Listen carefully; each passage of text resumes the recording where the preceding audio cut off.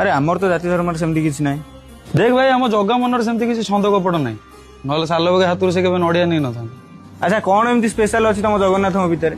देख तांको विषय जदि ना वर्णना करी ना राति पाइजिव, तथापि तू शुण ता शक्तिर नाई गारिमा, सेति भाई संसार लोक डाकन ताकू मणिमा।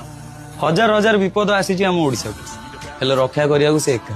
हजार हजार थर हम जगह मंदिर को अटैक ହେଇଛି, କିନ୍ତୁ ଆମ ମନ୍ଦିରର ଗୋଟେ ପଥର ବି ଭାଙ୍ଗି ପାରୁନାହାନ୍ତି।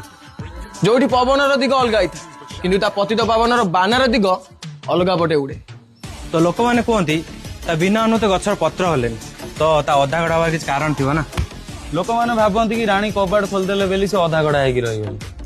ନାଇଁ, ସେ ହାତ ବଢେଇକି ତାଙ୍କ ଭକ୍ତଙ୍କୁ ଆଲିଙ୍ଗନ କରିବା ପାଇଁ ହାତ ଟେକିକି ରଖିଛନ୍ତି।